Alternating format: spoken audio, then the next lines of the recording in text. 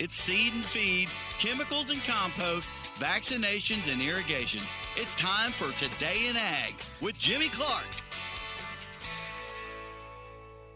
Hey, good day to all you great stewards of land. It is Today in Ag with Jimmy Clark, brought to you by First National Bank and Trust of Elk City and Sayre, Oklahoma. Where my temperatures go? There they are. Bear with me here a second. It was me. Never mind. Let's check out some temperatures in western Oklahoma. 64 degrees at Boise City, 51 at Beaver, 51 at May Ranch, 53 at, what is that? Is that Fairview? Yeah, Fairview. 53 at Fairview, 54 at Sealing, 58 at Butler, 58 at Hobart, 63 degrees at Tipton, out here in the panhandle of Texas. We have 62 degrees at Odell, 62 at Wellington, 56 at Lipscomb, and 55 at Palador Reservoir. And there you have it. Happy New Year, everybody. Don't forget, writing checks now, you got to put 26 on there, 25, not 25. That's important. Got to be very important for all that stuff. We had a pretty good day off yesterday and nothing going on. I'm halfway done with my heifers. I wish the other ones would hurry up. I'm tired of waiting on them. They're getting as big as balloons, and that's not a good thing. They had a big party celebration here in the studio this morning starting at 7 a.m. The early morning show with Nathan and Landry Brewer had a big celebration in here. Actually, KFOR Channel 4 was here to film it. Pretty cool things going on here. The bosses were in here. I think David Dyson brought some donuts in, said hello to everybody. So congratulations to Landry and Nathan. It's their 20th anniversary. That show's been going on 20 years. I'm pretty sure I'm not going to make my 20th anniversary. Anyway, like I said, it was pretty cool. There's balloons, flowers. There's all kinds of crazy stuff in here. And Tony Lamar that works here, she made some cupcakes with 20th anniversary on there. It's pretty cool. So, again, you see them Brewer boys, tell them congratulations on making it 20 years. And it's pretty cool to listen to some of the stories they had going on this morning. All right, all kinds of stuff going on, mainly in the cattle market today. But let's start out. Let's see what happened overnight in our big world of agriculture. Many commodities were still closed early Friday morning. Markets start out with a firm open this morning for a full session, which will likely be extremely low volume, said Carl Seitzer, partner with Constance Ag Consulting. Many traders shored up their positions ahead of Christmas and even more ahead of New Year's. It's unlikely many will return for one day to establish new positions. In fact, many may wait until the world report comes out in January on the 12th before really building their new year positions. At the holiday market close, March corn was down a quarter of a penny at $4.40 and a quarter per bushel. March soybeans were down 14 3/4 at $10.47 and a half a bushel. March soy meal was $2.90 weaker at $2.9940 a short ton, and March soy oil decreased 0.88 cents to 48.56 a pound. March wheat markets were weaker at close. Chicago Board of Trade was down 3 3/4 cents at $5.07 a bushel. Kansas City was down 7 1/4 at $5.14 3/4 per bushel. Minneapolis wheat dropped 4 cents at $5.60 per bushel. And in case you missed it, there was all kinds of stories still even coming out yesterday. Agriculture.com has a story covering China's decision to impose a 55% tariff on beef imports that exceed quota levels from key suppliers, including Brazil, Australia, and the U.S. So it's not just us, it's them. Said China's Commerce Ministry said on Wednesday that total import quota for 2026 for countries covered under its new safeguard measures is 2.7 million metric tons, roughly in line with the record 2.87 million tons that it imported overall in 2024. The new annual quota levels are lower than import levels for the first 11 months of 2025 for top supplier Brazil and Australia. The increase of amount imported beef has seriously damaged their domestic industry, the ministry said in announcing the measuring following an investigation launched last December. In other words, they were hurting their own cattle market by importing all these. So, there you go. Let's see here. What's going on with the weather? According to the National Weather Service, in our ag belt, above average weather conditions will expand over the plains, according to the National Weather Service's Prediction Center. An upper ridge was expected to shift eastward over the next couple of days, with forecast highs ranging in the 50s and 60s for high plains, central plains, and the southeast. However, conditions will remain much colder and below average to the north across parts of the Midwest. The National Weather Service said active lake-affected snows continue for portions of the Great Lakes, especially down wind of Ontario and Erie, as very cold westerly flow remains over the lakes. Several more inches of snow is forecast, locally more than a foot east of Lake Ontario. After a brief break, a slow-moving upper trough approaching the west coast will help funnel Pacific moisture towards California. Was expected to bring another river event. I guess they had a lot of rain just in time for the Rose Bowl yesterday. It quit raining, but during the parade it was raining. If you guys watching some of that football yesterday, they're pretty wet in California, which they'll learn how to manage their water. They might be better off in that deal. And speaking of that, I was talking to a friend of mine in Las Vegas. He's in charge of all the construction crews along Las Vegas Boulevard, and he's originally from California. His mom still lives over there. And we was talking about I was just brought up the water situation, him, since he lives there by Lake Mead, and he likes to go to the lakes and stuff. And he said, what's crazy in Nevada, especially Las Vegas, is they limited the amount of watering you can do, residential watering.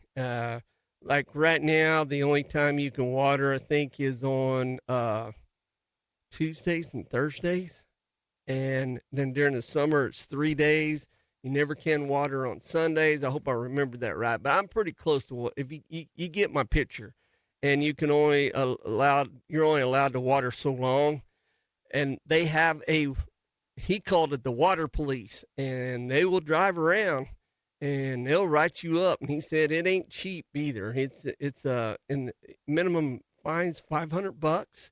And if they've warned you before, it either doubles or triples. He said one of his neighbors got a $3,000 fine sometime last year. And then he said, what's crazy is out in California where, the water from Lake Mead, I think, goes down a channel, a river, and goes into Havasu and on and all this stuff like that. He said they have no restrictions in the majority of California on watering, especially around LA and San Diego and places like that where they're really in a dire need of water. There's no restrictions. He said if they impose the same restrictions in California as they do in Nevada, it'd be crazy. And I know you guys heard me talk about it on the show before, and I think I went on real deep details a few years ago about the number one use of water in the United States as far as any agriculture or anything like that is of watering yards, commercial buildings, medias in the cities and stuff like that.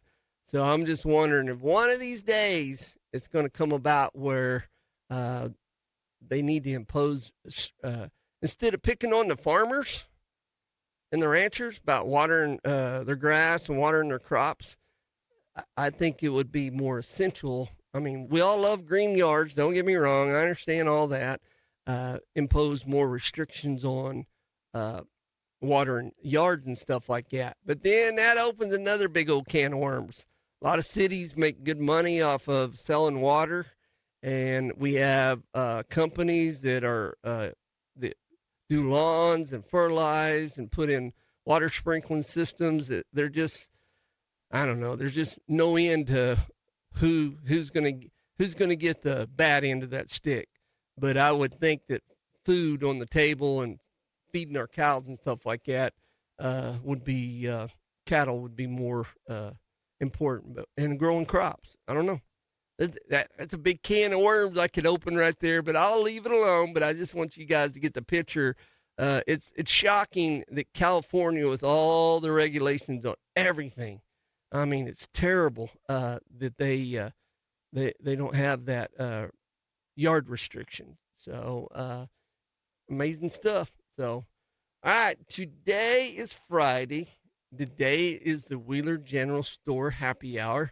You guys get a chance, go out to Wheeler, Texas. It's not that far out there, and stop by and see the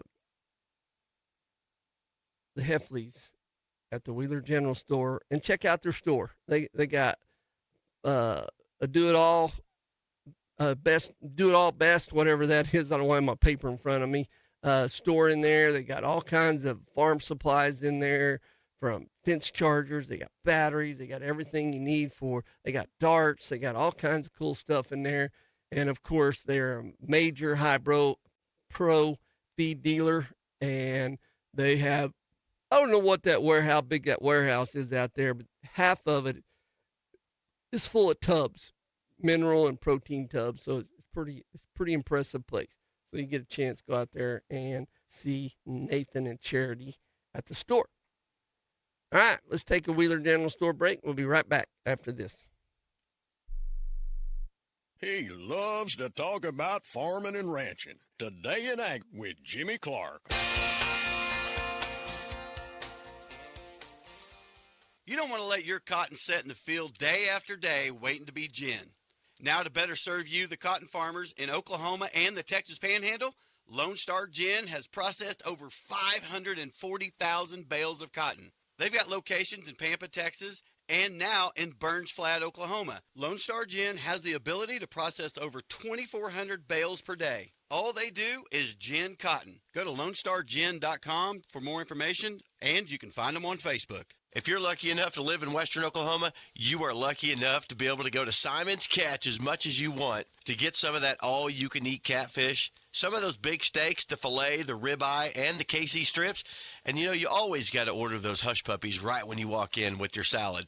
All of the steaks at Simon's Catch are USDA choice beef hand-cut meat, and they are definitely cooked to perfection. And if you think you can finish all that, you got to try out the dessert, the fresh baked brownie pie, or a cheesecake served with cherries or hot fudge, or the new root beer float.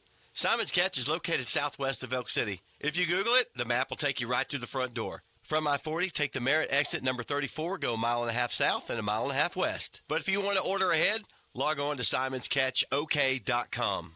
Simon's Catch is open Wednesday through Thursday, 5 to 9 p.m., and Friday and Saturday, 5 to 10 p.m. And if you're heading in after church on Sunday, they'll be open all day from 12 to 9. Simon's Catch is definitely the best bet for a great meal. Order in or order online at simonscatchok.com. Merry Christmas and Happy Holidays from all of us at Windy Nissan of Elk City. If you're looking for a great deal on a new or used vehicle, you can find it right here at Windy Nissan. With payments starting as low as $249 a month, no payments up to 90 days, as little as $0 down approvals, and also enjoy up to $7,500 off new 2025 Nissan Pathfinders, Armadas, and Muranos in stock here at Windy Nissan of Elk City. Windy Nissan has a great selection of inventory available with over 200 new and used vehicles to choose from. We have half-ton four-wheel drive pickups. We have diesel four-wheel drive trucks. We have large SUVs. We have small SUVs, your affordable sedans for your first-time drivers. We truly have something for everybody here at Windy Nissan of Elk City, Oklahoma. And with over 30 banks to choose from, we have financing for nearly everyone. You can view all of our inventory right here at 114 Access Road in Elk City, Oklahoma, or at windynissan.com. Merry Christmas and Happy Holidays. It helps to work with someone who's been down the same road you're traveling, someone who knows what you're up against and what you're going through. When it comes to farmers and ranchers, that's us. That's who we are. Our lenders know ag inside and out because we're producers too. We approach it like a partnership. We want to put ag producers in position to be successful. We're very laid back and easy to deal with. And people seem to like that. We think you'll like it too. I'm Marty Maddox. Great Plains Bank in Elk City is here to lend farmers and ranchers a helping hand. Member FDIC. As a farmer or rancher, you're always looking for ways to save time and money. The Apache Hay Wagon from Everett's Welding in Visay, Oklahoma will help you do just that. The Apache Hay Wagon eliminates 80 to 90% of hay waste with its unique design. It hauls multiple bales, saving you time and money. Go by Everett's Welding today and ask to see the Apache Hay Wagon. You'll be glad you did. You can also visit them online at everettswelding.com. Jim is all wound up and ready to go. Here comes more of Today in Ag with Jimmy Clark. All right, Odell, Texas. Here's your Texas Ag weather update. 62 degrees. The humidity's 40%. Dew point's 38. The winds are out of the north at 6 with peak wind gusts being 12 miles an hour today.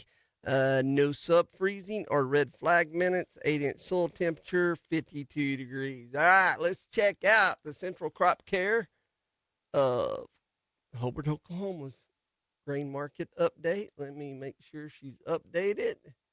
And, yep, it's open, but it's slow today. Just a lot of red on the board, but it's nothing terrible. March, Kansas City wheat, 513 currently, down 1.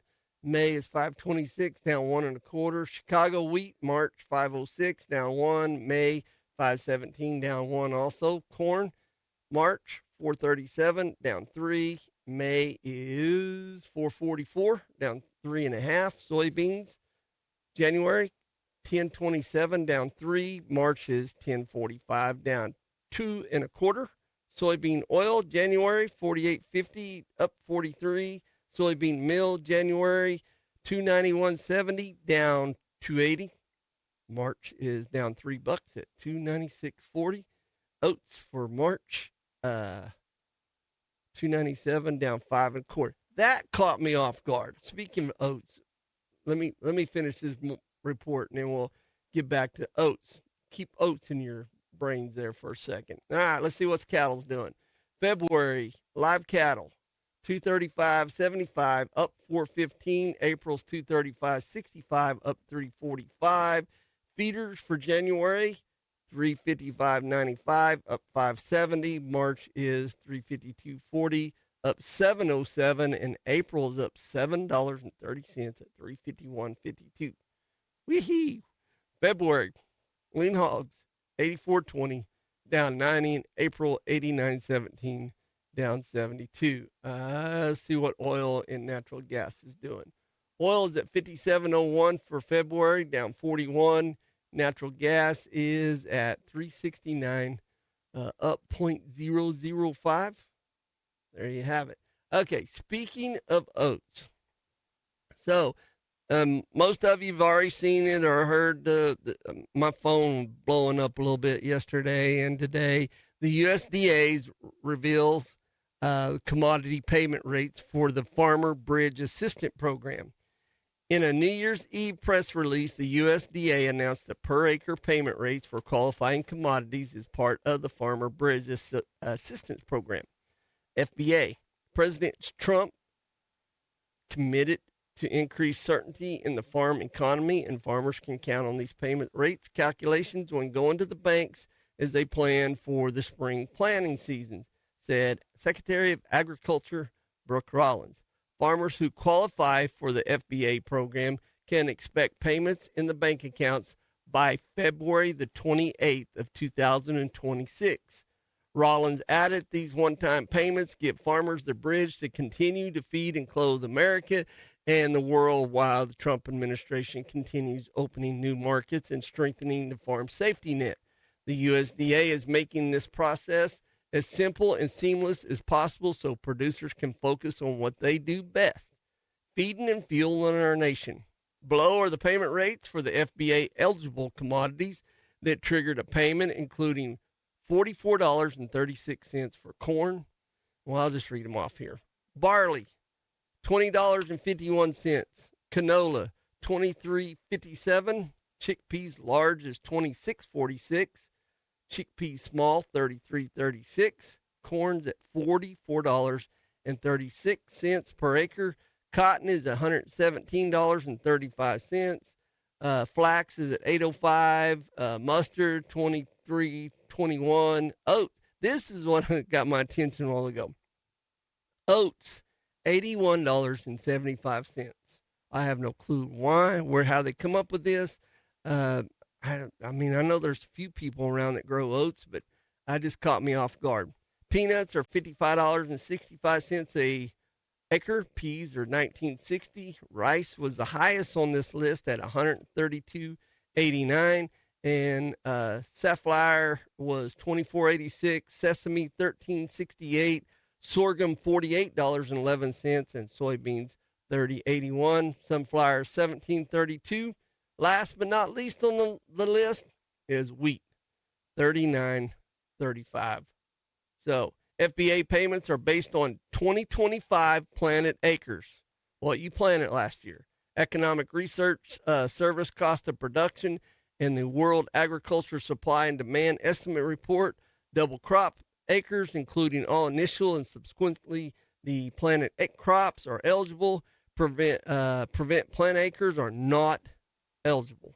All intended row crop uses are eligible for FBA except grazing, volunteer stands, experimental, green manure, crops left standing, and abandoned or cover crops. There you have it. So it's easy to check out. Just you can contact your local USDA FSA office if you need to, but I think they've already got everything. They know what you planted last year, and if curiosity's just killing you, you can call them. But they're usually, when they announce something like this, it's usually a week or two before it even gets down to the local offices. They got to have their limelight, so we know what's going on there. So they're there. But that oats deal, that caught me off guard. I don't know why. And I've been hearing these stories about, cotton farmers, look what they got, and the rice farmers and all that. Well, here's some opinions. One is they got better lobbyists in Washington is one of them. But I was talking to a cotton farmer this morning. I'm not going to mention no names. Cotton farmers, yeah, they had it good there 3 or 4 years ago when it was at $1, but that's rare. It's the same thing with corn farmers. It was up around $8. Wheat farmers 4 or 5 years ago, it was up around $10. Now look at it all. It all just stinks. Every crop on here that I've listed, it stinks. The prices stinks. Our inputs are higher. Commodity prices are down lower, and as far as a lot of guys says, we're going to get these bridge payments. It's going to go right through a farmer and rancher's bank account, right out the door, and go to pay down operating notes or bill that they owe for chemicals or fertilizer to other companies. It gets there fast and it leaves fast. How's that? And but he said, cotton farmers have taken a hit for years and years and years, and just one of those deals that it's deal. But I could pretty much say that, not on all these crops, but on a lot of these crops, the same thing. So it is what it is. It'll be fine. Take it or leave it, and we'll see what happens there. Speaking of fires earlier, I heard Kyle Shavinky, fire chief here at Elk City, talking about the fire up north of town the other day on Kiowa Road. It's just going to be routine for me to talk about these fire situation reports the forestry department puts out every day, because I want awareness is everything. And it says here, statewide discussion, light rainfall occurred in the overnight from southwestern Oklahoma into eastern Oklahoma. I missed it somewhere. Otherwise, dry conditions and above normal temperatures continue holding. It says here, Sunday, this is the one they picked out, and so I want to read the Sunday report. An uptick in fire danger will reemerge Sunday afternoon with the return of southerly winds, emphasizing western Oklahoma and southwestern Oklahoma. Given current forecast inputs, there will be an offset given with humidity values above 30%, excluding the panhandle of Oklahoma and Texas, and the cloud covers in place.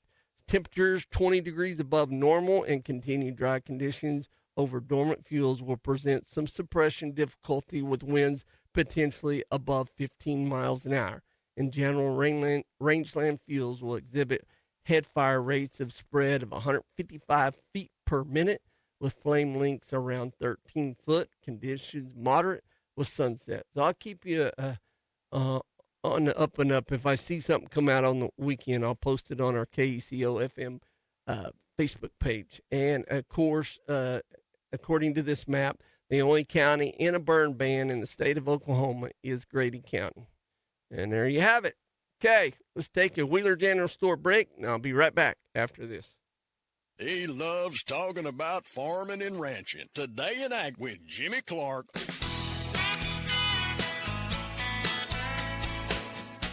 Kent Watkins here with SEI Agritech in Elk City, Oklahoma. Are feral hogs causing damage to your land and crops? Try Kaput, our highly effective bait designed specifically for feral hog control. Kaput targets hogs where it hurts, helping you protect your property and your livestock. Don't wait for the damage to get worse. Call us or stop by today at SEI Agritech on South Randall in Elk City to learn more about Kaput. Follow us on Facebook for the latest updates and solutions. Need to dig it? Then it's time to rent it. But call 811 first and then head on over to DJ's Rentals and Sales and let their knowledgeable staff help you get it started. Whether it's a backhoe, a post hole digger, a mini excavator, or a skid steer that you need to help make that job a little easier. You can find them all and more at DJ's Rentals and Sales, 911 South Main Street in Elk City. Text them on the text line at 580-799-7214. Find and follow them on Facebook. And don't forget to call 811 first. Hey folks, this is EJ Grediman with ASCO Equipment out of Elk City, Oklahoma. If you need rental equipment, I got your back. From excavators to wheel loaders, telehandlers, and forklifts, we rent the brands that you know and trust. With flexible terms, responsible service, and expert support, we're here to keep your job on track. Need equipment? We're on it here at ASCO Equipment. Visit ASCOEQ.com or stop by our Elk City branch, 513 West 20th here in Elk City, Oklahoma, or you can just give me a call, 580-243-9233. Appreciate it, folks, and y'all have a blessed day. Life gets a lot easier when you've got the tools to handle the cold, like generators, because losing power is not an option. Propane heaters and portable heaters keep you warm and working. Heated jackets and vests keep your core warm. Gloves for your vehicle, anti-freezing wiper fluid, battery charger, engine starters, flashlights, rechargeable hand warmers, WeatherTech floor mats to protect your floorboard, D-Gel diesel, scrapers, and de-icer. You know who's got all this. Napa Auto Parts in Elk City, 716 West 3rd. Meet AgSense 365 from Valley. They've combined their best in-class remote irrigation management applications into one powerful platform. Easily manage everything from pivots to pumps and more, anytime, anywhere, all with AgSense 365. Contact Knutson Irrigation at 1-800-373-9325 today to learn more about AgSense 365, the most intuitive app for remote irrigation management. Online at KnutsonIrrigation.com. You've got a problem, an issue, you can usually sit down and we can get it figured out while you're there. If it's something that we can't figure out right that day, it's usually within a day because everybody's accessible. If there's something that needs to be done loan-wise, we can get that ran to wherever it needs to go. Or if you just need help up front with some accounts or whatnot, I can walk you up there and introduce you to somebody and hang out with you and talk you through it. I can explain to Tammy or Tori or someone up front, hey, we've been discussing this. This is where we're at. I'm Utah Robinson, and I help make the difference. First National Bank and Trust of Elk City and Sayre. Member FDIC. Yeah, farmers can be pretty tough because it's a hard world in the farming market. It's tough, so they're going to do all they can to get the best deal they can, and we're going to give it to them. Everything for maintenance on your equipment, changing your oils, you need some antifreeze, you need some hydraulic oil, any kind of grease. We got the bolts and fasteners now. We're opening up electrical fittings, zip ties, penetrating oils. Camrock is the name of the company. It's 2111 South Main, Elk City, south of Fred's Steakhouse. He loves talking about farming and ranching. Here's more of Today in Ag with Jimmy Clark. Wow. All right. I just seen something I'm probably going to share with you guys here in just a little bit. But first, here's your weather outlook for your ag weather outlook for Hooker, Oklahoma. Out in the Panhandle, 57 degrees. Dew point is 28. Humidity's 32. The winds are out southeast at 4 miles an hour. 3-day average 4-inch bare soil temperature, 40 degrees. Sunset, 5:39, 62 and increasing clouds today. Tonight, mostly clear and 30. Tomorrow, Saturday, pretty sweet, 64 degrees with northwest winds switching, coming back out of the south, 5 to 10 miles an hour. And there you have it. Okay, let's go to this deal here. So, the livestock auction barn at Valentine, Nebraska, set a record. Highest price ever recorded for 8 weights in the United States. 68 steers weighing 803 pounds brought $408.50 per hundred. Wait, and I didn't even do the math. I figured it out real quick, but 803 times what? 408. Let's go with 408. $3,276.24 for an 803-pound steer. That is just amazing. So I'm going to go through the top 10 registered highest prices for 8-weight steers in the United States, and I'll give you the dates. So that 68 head at 803 was in September. That 9-4, yeah, that'd be September. And then Crawford, Nebraska, 72 head weighing 814, brought 401. That was in October. Pratt, Kansas, 109 weighing a head weighing 802, brought 450 per hundredweight. Fourth highest was in Valentine, Nebraska, on October the 13th.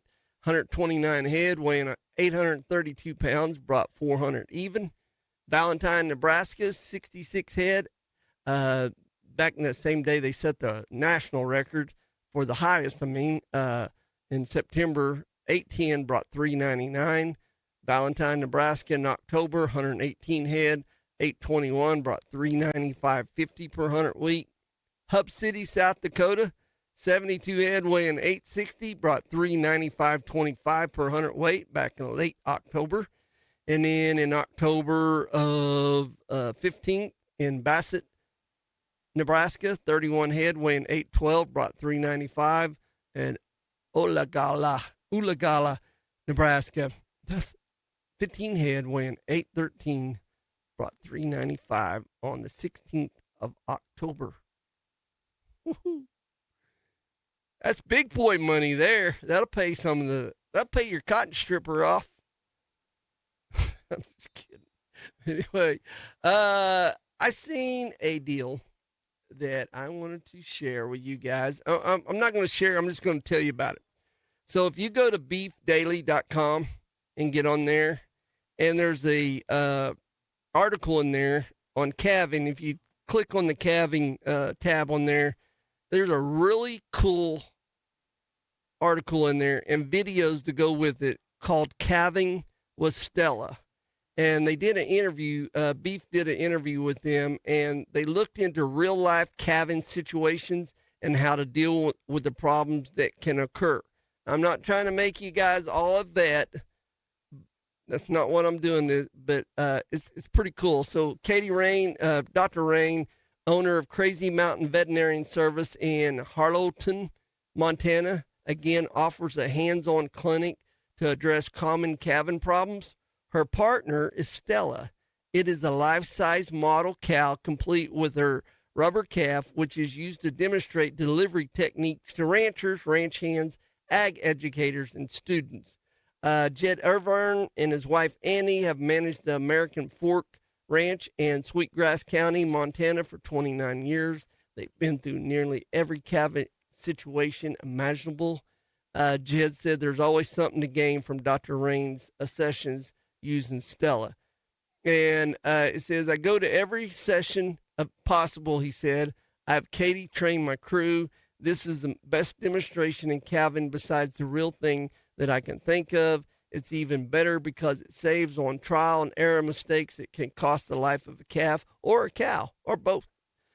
Beef is again posting a 3-part video series addressing calving problems for producers. So you go to this website, it's got it on general assistance with assisting the cow if you need it.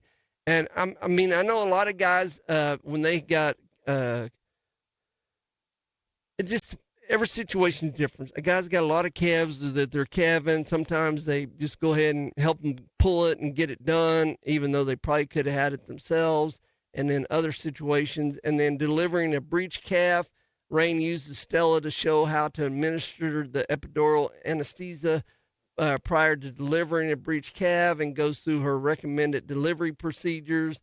And then prolapse, the worst, I think. Goes through that also. And so just check it out. It's a 3-part video series, and it's pretty handy. So I think that's kind of interesting myself. Let's see here. What else we got going on? It is time. Consumer. So the consumer graze for protein drives beef demand, and it's not going away, guys. You see all these. I don't know how many of you guys are on social media, but a lot of people is, beef. That's what you need. Beef and eggs. That's all you need. Beef and eggs. You don't need any of that other stuff. Go with your beef and eggs. But they had this is how much the price of beef has gone up since 2006. So back in 2006, uncooked beef steaks were running around $5 to $5.50 a pound. Now it's right around average $11.49. Ground beef around $2, a little over $2 back in 2006, and now it's at $6.12. So basically, it's tripled in cost, according to this report. The industry has made substantial progress in beef quality with strong consumer demand, supporting premium pricing. Quality grade improvements and consistency have been major success stories. The U.S. Bureau of Labor Statistics shows the average retail price of ground beef was at $6.32 in August. This is up from $6.25 in July and $5.74 in August of 2024. Prices for certain beef cuts may ease with the end of the peak grilling season, but ground beef remains historically high. Don Close, Terrain Senior Animal Protein Analyst, says, what we have seen so far in consumers has been incredibly loyal to protein, but they have been especially loyal to beef. Beef is actually continuing to gain market there, even at the current prices and at the expense of other protein. Close says when he correlates the monthly all fresh beef price to hourly wages, he's found they are in a lockstep. Yes, beef prices have escalated, but beef prices have not risen any faster than the improvement in the overall hourly wage. So from the consumer's perspective, their share of the paycheck committed to beef is essentially the same as it has been comparable for years. Nothing new there, he says. Other contributing factors to beef demand include consumers' craze for protein and the impact of the GLP-1 diets on protein consumption. According to Dave Weber, Terrain Senior Animal Protein Analyst, beef spending has dramatically increased since COVID-19, outpacing pork and poultry combined. Weber says consumers are now spending about $84 more per capita annually on beef compared to the 2005 to 2015 period. He attributes these factors: improved beef quality, changing of consumer preferences. Younger generations are spending more on high quality beef, both in restaurants and at home, driven by increased cooking skills and appreciation for beef's flavor and quality. Number 3, the biggest one, health perception. Beef is now viewed as more positively as a health product with increased transparency and better communication from the industry. There you have it. Close says the role of strong demand cannot be ignored and is likely to continue into 2026. He said somewhere, he says, I think it's certainly, you think it's going to continue majorly through 2026 and maybe already into 2027, he thinks. The State of the Beef Industry report includes input from nearly 500 beef producers. The annual report provides information to help producers when making decisions. And you have it. So, speaking of making decisions, you guys that are thinking about doing heifers, stuff like that, now's a great opportunity if you didn't do it after the 2010-11 drought, or if you want to even improve it more. Heifers, bred heifers, both, either one, they're going to cost you. That's all there is to it. I mean, it's the demand, and plus look at where the market's at. And so choose wisely. Take this opportunity to improve your herd genetics.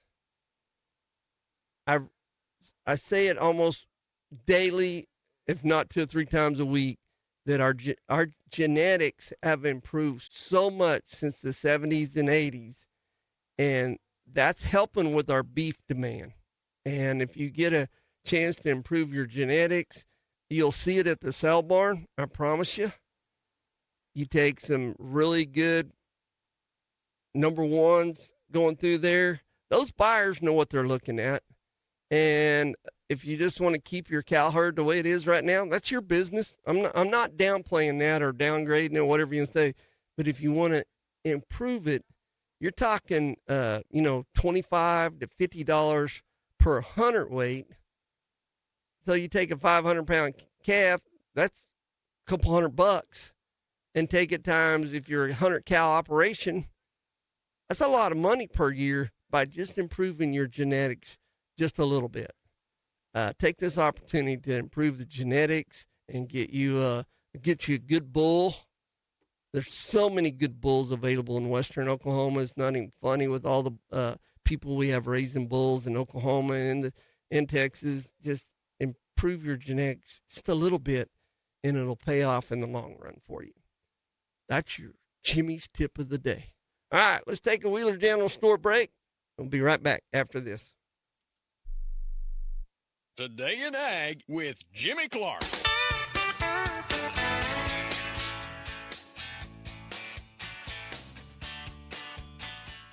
The biggest mistake I've seen when people are purchasing insurance or coming in to visit with us is being underinsured. You know, the state minimum on auto insurance is $25,000, $50,000, and that's too low. I mean, if you run into somebody's new vehicle and it costs $50,000 and you only have $25,000 in coverage, that's going to come out of your pocket. So, you know, we try to make sure that our customers are insured how they need to be to get the coverage. I mean, if you're going to have insurance, you need to have it for the right reasons, and that's to protect themselves. I mean, that's why they have it. I'm really in the business of protecting the customer. When it comes to protection, it's not a large amount more to go ahead and get the coverage you need. Life insurance and annuity products offered through Farm Bureau Life Insurance Company. Property and casualty products are offered through Oklahoma Farm Bureau Mutual Insurance and affiliated companies. Hi, I'm Mickey Lively. I'm an insurance agent with Oklahoma Farm Bureau. My office is located in Greer County. Call me anytime at 580-782-3827. Do you love the great outdoors? Maybe you enjoy trap shooting or skeet shooting, or maybe getting some target practice in at the firing range is your thing. If you're that person, you love guns. Hobart Farm and Garden has a whole room dedicated to guns, gun safes, ammunition, and more. It's quite impressive. You got to go check it out. They are Western Oklahoma's platinum Browning dealer and Glock stocking dealer. They're located at 1030 South Monroe in Hobart, Oklahoma. If they don't have it, you don't need it. Hobart Farm and Garden. When your tractor has a flat, you're stuck. When your truck's on a construction site and a tire goes down, you're in trouble. You need help. So you call down to Blair, and they come to you. They answer the phone, and somebody comes to wherever you are to fix your problem. They carry Firestone, Michelin, and some other tires. Blair Tire and Feed, Highway 283 and 19. On-site tire service, 563-2692. 563-2692. they come to you. Cattlemen's Congress in the heart of cattle country is a lot more than just a cattle show. See for yourself January 4th through the 14th at the fairgrounds in Oklahoma City. The newest and most elite genetics North American cattlemen have to offer will be there. Cattlemen's Congress is the gathering place of the cattle industry and provides sales of elite genetics, something for every operation.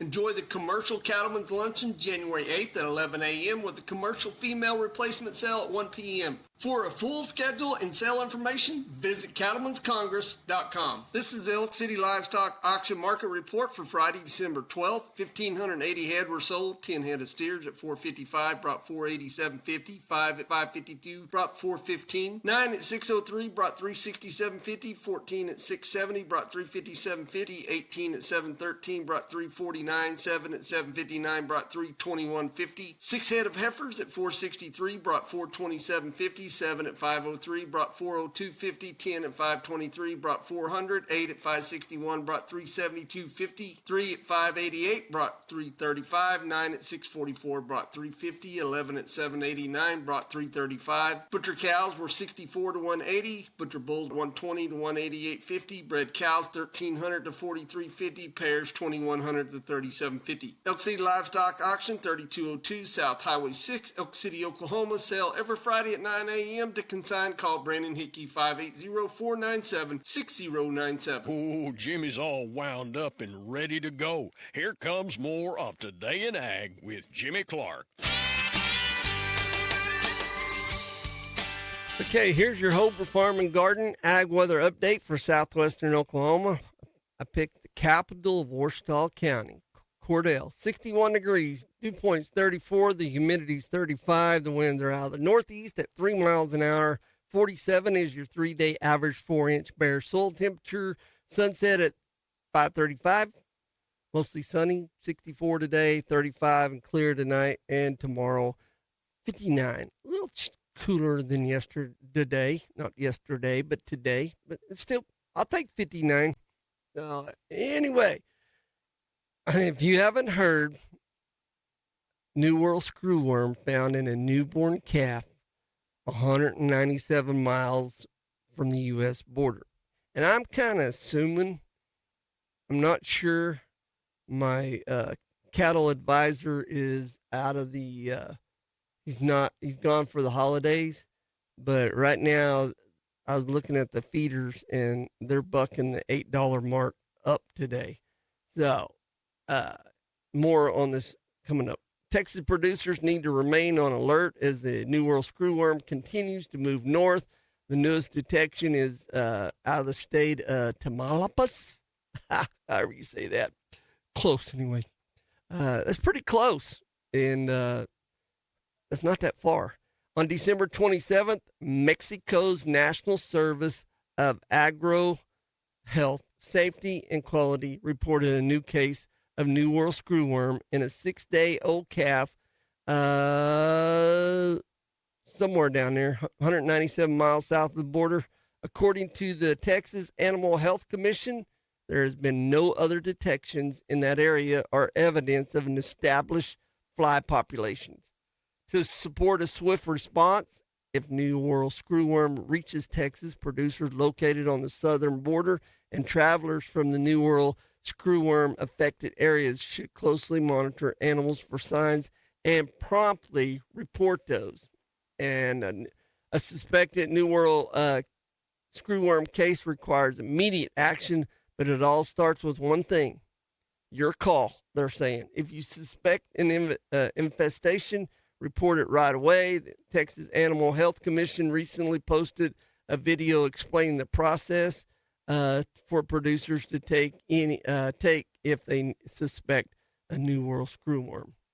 And the Texas beef producer Donald Brown says the New World screwworm posed a real threat to rural America, and not only to cattle, but as we all know, Texas is a big state of high fences and big hunt ranches, and it's 3 times the business that the cow business is down there. So hopefully everything turned out pretty good on that part. Let's see here. What else? I need to follow up I did a story Wednesday, if you guys were tuned in Wednesday, and I was talking about burning Bermuda grass, when, why, and how, and why not, and all this other stuff. Well, I didn't see this until after the show. And one of the things is remember that burnt charcoal will deactivate the herbicides for 6 weeks. So think about that when you're burning. Get with your agronomist. Get with Kent Watkins down there at SEI or something. Ask a question. I never thought about that. So he said, remember that burnt charcoal will deactivate the herbicide for at least 6 weeks. And interesting. Thank you, Kent, for sharing that. I wish I looked at my deal the other day. So we're going to do a little quick memory on memorable tractors that changed hands at auction in 2025. Normally, I wrap up the year by highlighting some of the most interesting iron that never got much attention on our social media. This year, though, I wanted to do something a little different. According to Ryan Rosnick, I hope I said that right, but it's close. You guys know him. Well, Ryan, he's a pretty good guy. He lives down the road here. No, he doesn't. I'm just kidding. He says, this year I wanted to do something a little different. Instead of focusing on a handful of my favorite tractors, that's what he's focusing on, that changed hands at auctions last year. Some were record setters, some weren't, but every one of them was cool in its own right. 1975 John Deere 6030. It's no secret that I'm a sucker for factory-built hot rods, and I always love the styling of the 6030, especially when the big Wheatland fenders. I remember paging through the catalog and being generally impressed by the equipment lineup, particularly this tractor. It was listed as all original machine with fewer than 4,800 hours. It certainly looked like it had been well cared for, and the bidders agreed. When the hammer fell, it brought just a tick under $57,000.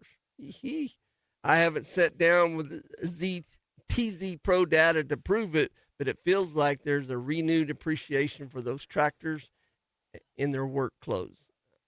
Also, in 1995, New Holland 8870, the story of the Genesis tractors, is one of the great success stories of farm equipment in the 80s and 90s. A group of people, many of whom have never worked together, came together and built the absolutely world beater. The Genesis line is tough as nails and, in my opinion, some of the most durable tractors ever built. Dirk Isley owned this 8870 for more than 29 years, and it may have been the nicest original Genesis I've ever seen. Based on the rest of the equipment in the sale, I feel fairly certain it was still wearing its original paint. Good gravy. It was pretty. And let's see here. It was well optioned, 4 remotes, nearly a full rack of front weights, power shift, quick hitch, 42-inch rubber on the back, and 28s up front. And it sold for $75,500. The Farmall 856. Oh, that sucker looks cute. It's got more, it must be a pulling tractor. It's got more weights on it than I've ever seen on a tractor. Man alive, if this 856 doesn't look like it's crossing the scales for the 15,000-pound super stock classic at Effingham County Fair, it does. It's cool. Let's see here. The really cool part, this tractor has a King Brothers turbo kit installed. The King's Brother dealership in Illinois engineered these kits in the 60s by adapting components for the IHTD 15 dozer back in the late 60s. And on the PTO dyno, the 856 was good for 220 horse. So that turbo definitely made its presence known. It sold for $27,500 at a sale in Indiana. And then the last one here, the white 270, 1982 model. It's a rare tractor. It's a red, white stripe, 270 front wheel assist. And this one comes with especially a good story. It never technically sold from a dealer. The dealer had it. This sucker is it's basically brand new.